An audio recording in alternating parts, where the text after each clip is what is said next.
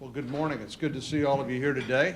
And Dia, thank you for that nice introduction. The only part you left out was I'm a Holmes Husky.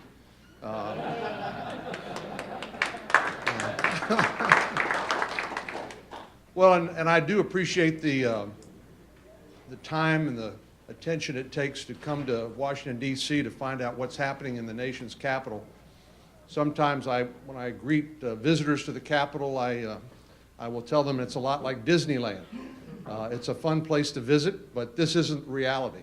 But a lot of important things happen here that affect the lives of all of us in the United States. And of course, we want to make sure that our leadership, whether it's the President of the United States or members of Congress or just the bureaucracy that operates here, understands what life is like on the ground in Texas and what they can do to make things better and the things they need to avoid to keep from making things worse. The sequester, of course, is on everybody's mind. We've all learned a new vocabulary word in the course of this debate over trying to rein in federal government spending. And just to refresh your memory, this all came from the Budget Control Act that the President signed on August the 2nd, 2011. So it was hardly a surprise, although you would think it was a surprise because of the lack of planning to implement the sequester. And the truth is, it was designed to be a backstop in case the so-called super committee, you'll remember the super committee of 12 senators and congressmen, 6 Republicans, 6 Democrats, were supposed to come up with alternative cuts in spending, and hopefully at some point the big deal, the grand bargain that we know we all need in order to get our economy back on track and deal with unfunded liabilities in Medicare and Social Security. Well, that didn't happen. So the sequester took effect. And just to put it in context, it is 2.4% of what the federal government will spend in 2013. Having said that, it's just pennies really on the dollar. Having said that, I don't think it's the best way to manage the federal government's budget because, of course, as we know, it hit disproportionately hard on the military. And obviously, San Antonio, it's a military town, USA. That's what actually, I was telling Richard, that's what brought my family to San Antonio when my dad was stationed at Lackland Air Force Base at Wilford Hall. So I very much appreciate and am sensitive to the impact on the military. The military is sustained, will, if the sequester is implemented as planned, in addition to other cuts, suffer about $1 trillion in cuts, which leads me to the conclusion that this may be the only part of the federal government that the administration is willing to cut. We know that it is not the primary driver of the deficit. Our national security programs are not responsible for those $1 trillion deficits of recent years and shouldn't be jeopardized as a result. Matter of fact, if you think about it, in the division of labor between state government, local government, and federal government, this is something that only the federal government can do, which is to keep the American people safe. And I believe, as Ronald Reagan said, a strong America is a recipe, is an essential ingredient for a peaceful world. When America is strong, then the bullies of the world, the tyrants, are not emboldened and don't seek opportunities to disrupt people and create instability. Well, so the sequester now is being implemented, and you're hearing all sorts of interesting stories. The White House has shut down their tours for the spring, which I saw this morning that saves about $18,000 a week. Other people have suggested other cuts, and there's no shortage of opportunities to cut or to make the federal government more efficient, I believe, short of shutting down tours at the White House. But so you might ask, what should the federal government be looking at when it comes to how to get the economy growing again, how to create jobs, and how to keep America strong? You could say, well, there's the California model, which seems to be the model that Washington is focused on, or you could say, well, how about the Texas model? And the facts are pretty compelling. And it's not just my Texas chauvinism that makes me say it. For example, the past 8 years, Chief Executive Magazine published the list of the best states for business, and every year, Texas is ranked #1. Forbes magazine, 5 of America's 10 best cities for good jobs in Texas include San Antonio, Austin, Dallas-Fort Worth, and Houston. Not surprisingly, since 1995, 32% of the job increase in Texas has grown jobs by 32% since 1995. You compare that to the national average is about 12%, 32% to 12%. Well, that leads you to suspect that we're doing something differently and probably something right that the federal government could learn from. Our state accounts for about 8% of the U.S. population, but almost 1/3 of the nationwide high-paying private sector job growth between 2002 and 2011. Well, what's the secret sauce? I mean, what do we do that other places don't do and that the country could learn from? Well, let's start first of all with energy.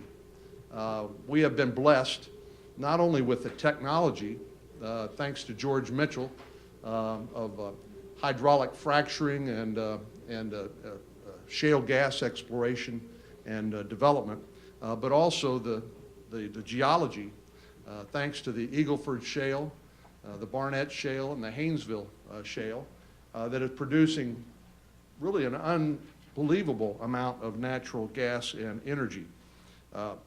If we take an intelligent approach, I believe, to tapping our nation's oil and gas reserves, indeed, oil production in Texas increased 94% in 4 years between 2008 and 2012. I mentioned the Eagleford. In 2011, the Eagleford alone generated $20 billion in total economic output, supported approximately 38,000 jobs, added more than $310 million to state tax rolls, and provided more than $211 million in revenue to local government, for schools, hospitals, and emergency services. We can, I believe, continue to grow our economy and enhance our energy security, which is why not only should we get out of the way and help facilitate the development of our natural resources, but I believe the President should, without further delay, authorize the Keystone XL pipeline. Some have said, and I think the evidence is there, that if we simply would, in North America alone, simply take advantage of what God has given us in terms of our natural resources and cooperate with friendly countries like Canada to produce this pipeline that would deliver their crude oil to southeast Texas and generate hundreds of thousands of gallons and barrels of fuel and 20,000 new jobs, that we could be North American energy independent in the foreseeable future. Think what that would mean in terms of our geopolitics. If Iran continues to block the Strait of Hormuz, through which 20% of the world's oil supply goes, I mean, just think what it would mean if our dependence on imported energy from the Middle East were reduced or even possibly someday, hopefully, eliminated. There's a lot the federal government could do also on taxes. This isn't just me talking. This is the President's bipartisan fiscal commission, known as Simpson-Bowles. You're familiar with their 2010 report. But a recent survey at Harvard Business School, of Harvard Business School graduates, a large majority said the complexity of the tax code is worse in the United States than it is in just about any other advanced economy. Here's a shocking figure for you. It was to me anyway. The IRS estimates that Americans now spend about 6.1 billion hours each year just trying to comply with the tax code. Meanwhile, according to the World Bank, it's now more difficult to pay business taxes in the United States than in heavily taxed, heavily bureaucratic countries like Greece or France. This is not a recipe for economic success. As I've said many times, there is a bipartisan consensus on how to design a pro-growth tax code. The problem is today that now President Obama, while he's talking about tax deductions, or what Simpson-Bowles talks about in terms of tax expenditures, credits, deductions, and the like. What I believe needs to be done is we need to use 1986 style bipartisan tax reform to eliminate a lot of those tax expenditures and bring down marginal rates, which I believe will help grow the economy. I think if we keep marginal rates high and just eliminate those deductions and credits and expenditures, all that means is a tax increase on a lot of businesses, which doesn't incentivize further employment. I'm convinced this is something we can do, and there is a bipartisan awareness and consensus it's something we must do. But it takes political will, and we don't seem to be there yet. Well, immigration is back very much in the national on the national radar screen. I remember 2007 when I was in the Senate, and actually reflecting back on President George W. Bush's book, Decision Points. He said that Teddy Kennedy called him at the time and said, "Will you please call Majority Leader Reid and ask him to keep the Senate in session over the weekend," because we'd been on an immigration reform bill for a couple of weeks in the Senate, and Senator Kennedy thought that if we just kept the Senate in session for another weekend, that we'd finally get a bill that could then hopefully be conferenced with the House and move our broken immigration system forward.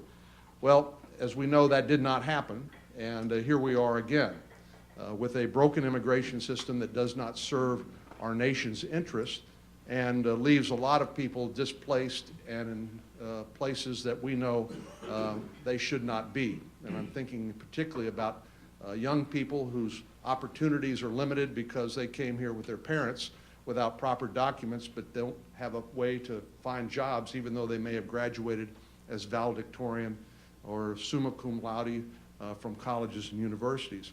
We also know that there's self-inflicted wounds to our economy that come from the people who come to America to study at our colleges and universities in the so-called STEM fields, math, science, engineering. There's a piece of legislation called the STEM Act, which the House of Representatives passed. Lamar Smith was very much involved in this legislation that would say to people who get master's degrees and PhDs in STEM fields that we want you to get a green card. We want your family to join you while they wait to get their green card, and we want you to become American citizens. And what we will do is we will take what is known as a diversity lottery visa, which now generates about 55,000 green cards on a purely lottery type basis without any rhyme or reason, and we will substitute those green cards for people who are highly skilled and trained at American colleges and universities in the STEM fields. Unfortunately, what happens in Washington is common sense consensus legislation like that is held hostage while other parts of the immigration puzzle are moved forward, or in this case, don't move forward. But hope springs eternal. You've heard of the Gang of Eight who have met together, Marco Rubio on the Republican side in particular, who I think gives me some hope that this bill will move forward. I think it's very important that rather than bring a piece of legislation to the floor without having been adequately vetted through the committee process where people can offer their ideas and get votes in committee, and before it then comes to the floor and is subject to debate and amendment, I'm glad it sounds like the consensus seems to be that it will come before the Senate Judiciary Committee, on which I sit, sometime very soon.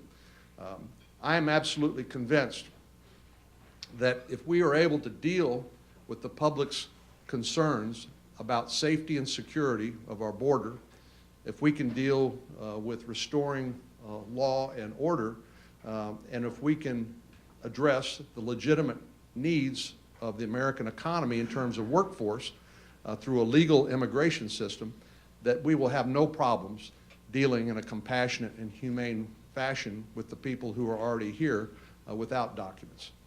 But to say, and this is just me talking, that the most important thing is a pathway to citizenship, I think while I understand the argument, that doesn't do anything to actually fix what's broken in our current system. So I think those need to go together. And we need to regain the public's confidence that we can actually create an immigration system that serves our national interests and treats people fairly and deals with the legitimate workforce needs of the American economy.